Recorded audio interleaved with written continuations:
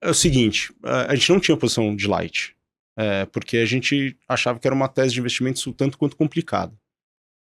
O principal argumento de quando a Light fazia um roadshow para vender o título, vender a debênture ou o bond lá fora, o bond ele emitiu lá atrás, ainda morava em Londres quando eles emitiram, mas foi o mesmo argumento.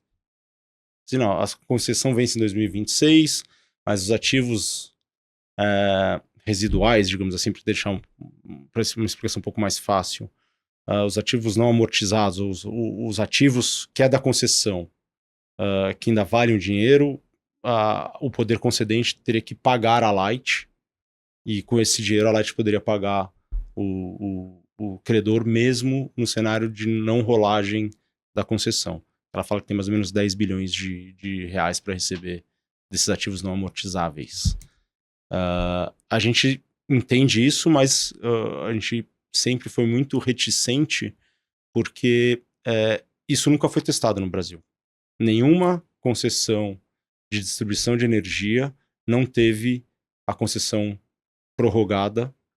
Então a gente não sabe quando isso acontecer, você não sabe qual é o processo da empresa ser ressarcida por esses ativos que vão ficar na concessão, mas não foram amortizados, ou seja, ela ter que receber esses 10 bi. Então a gente não sabe quanto tempo demora, qual é a precificação desses ativos, como você vai receber um precatório, vai ser o novo concessionário que vai te pagar. Enfim, tinha um monte de incertezas ali que a gente olhava e falava assim, pô, eu não acho que eu estou sendo bem pago para correr esse tipo de risco, falando que Light eu pagava a CDI mais 2 alguma coisa nos títulos locais. Além disso, operacionalmente, a Light tem problemas, e aí não é problemas de gestão, é problemas da área, da concessão. Você tem é famoso, né? É público e notório, as perdas não operacionais, né? Que falam, o roubo de energia lá no Rio. E aí a empresa, acho que para cada que ela compra de energia, ela consegue recolher 0,4. Então, realmente fica um business muito difícil que tem que ser equacionado. Eu acho que vai ser. A ANEEL, credor e empresa deveriam sentar e discutir, porque diferente de uma varejista, diferente do que aconteceu com o Oi, ali tem uma outra história, né? É um business muito mais estável, com fluxo de caixa muito mais Uhum. previsível. Enfim, acho que você O tem uma problema certa é saída. mais a governança Ah, o, corporativa ali, né? então, de novo, o problema, Os sócios assim, não acionários da empresa. o problema é que eu acho que a empresa ela tomou uma decisão, no mínimo precipitada, de fazer essa recuperação judicial, que não é recuperação judicial, falando que tinha risco uh, de corte de luz na área que ela atua, etc., que é uma falácia, obviamente, né? Se isso acontecesse, a ANEEL faria a intervenção, como ela já fez em outras situações muito parecidas, e não deixa de. A energia não deixa de ser distribuída. O Rio de Janeiro não vai se apagar Uhum. se isso acontecesse. Mas a empresa, o acionista e a nova administração está tentando maximizar como deveria ser, né, o interesse de todo acionista, maximizar o valor do equity, mas eu acho que as estratégias que eles estão tomando no médio e longo prazo não vai fazer isso, vai ser ao contrário. Eu acho que isso aumenta a possibilidade do equity valer menos. Assim, hoje o mercado é muito diferente do que era o mercado de 20 anos atrás. Assim, se você pegar o novo CEO da Light, o Otávio, ele foi CEO da Semar. E ele fez um baita de um trabalho na Semar. Essa maré Porque do quê? Do Maranhão? Semar era a Companhia Energética do Maranhão, que também fazia distribuição, que também quebrou, Uhum. defaultou um papel, lá em 2001, se não me engano, 2002. Só que naquela época, os papéis eram detidos principalmente por bancos e assets de grandes bancos, não existia um mundo de assets independentes.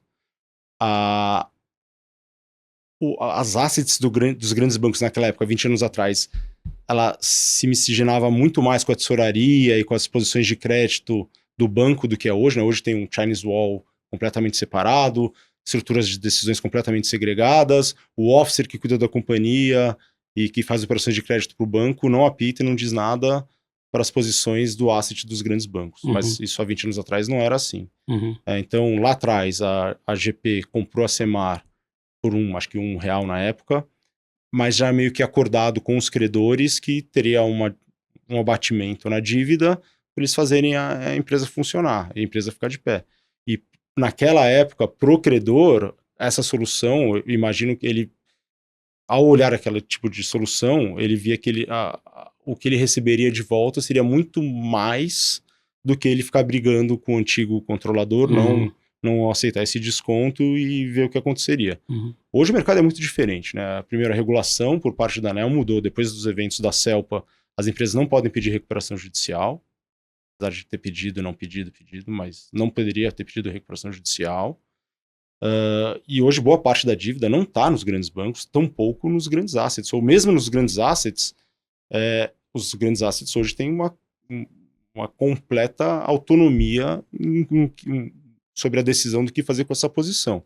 A gente comprou o papel depois que caiu, quando já estava operando a percentual do valor de face, quando já tinha um desconto significativo do valor de face. Estamos participando do grupo, mas, de novo, é uma posição pequena, a gente acha que tem muito mais valor do que chegou a negociar 28%, 27% do valor de face. A gente acha que o valor a ser recuperado é muito grande, porque a empresa tem o seu valor e, assim, acho que bem negociado a renovação da concessão, dando uma certa... A Light tem garantias para dar, tem contas de luz para dar, etc. Tudo isso, acho que dá você tem a gente acha que a recuperação vai ser muito, muito grande, eu diria par. Porque se você acha que o debenturista vai dar um desconto do valor de face da dívida nessa renegociação, se o debenturista fizer isso, se o credor fizer isso, a gente vai partir do pressuposto que o equity vale zero. A estrutura, assim, quando eu fiz a administração de empresas, acho que isso não mudou nos últimos 25 anos. Você tem a estrutura de capital, dívida sênior, dívida subordinada e equity. Se a dívida sênior vale menos que par, quer dizer que tudo que está embaixo vale zero. Então, se a empresa acha que vai dar um haircut de 30% nos debenturistas, quer dizer que o equity dela não vai valer zero. Então, vamos trocar esses 30% por 95% do equity da empresa. Eu participei de uma reestruturação quando eu estava no JP Morgan, que a gente acabou fazendo isso.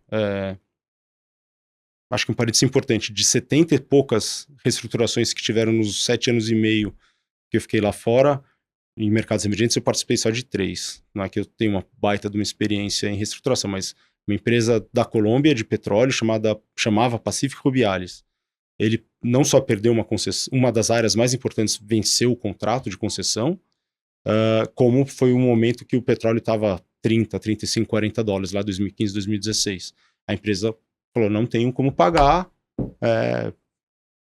começou a renegociar, etc. Os grupos dos bondholders, a gente participando, a gente contratou um advogado e uma empresa especialista em refinanciamento, em um assessor financeiro, e o que acabou, os credores ficaram com 90% da companhia, em ações da companhia. A gente deu um DIP, né, um Debtor in Possession, é um empréstimo, é uma grana nova para a empresa, que é sênior em relação a todas as outras dívidas, para a empresa conseguir sobreviver, mas ficamos com 90% do valor da empresa, do equity da empresa. Se a Light quiser seguir por esse caminho de querer fazer um haircut na dívida, o risco é a solução ser muito parecida. Tá bom, se o equity vale zero, vamos transformar a nossa dívida, tem 11 bi de dívida, quanto é o market cap da Vale? Da Light? Da Light. Não sei, a 1 bi, 700 milhões, beleza? Bem baixo. Então, 95% da empresa virou dívida, 5% é dos antigos acionistas. Isso aí é finanças 1, né? Na época que eu fiz minha faculdade. O quê? Sério que você acabou de ver um vídeo do Market Makers e não está inscrito no canal? O que custa se inscrever, deixar um like e apertar o botão do sininho para receber uma notificação toda vez que a gente publicar um conteúdo novo? Além disso, você treina o algoritmo do YouTube para levar esse conteúdo para mais pessoas interessadas em finanças. Então, faz a presa e deixa o seu inscreva-se aqui.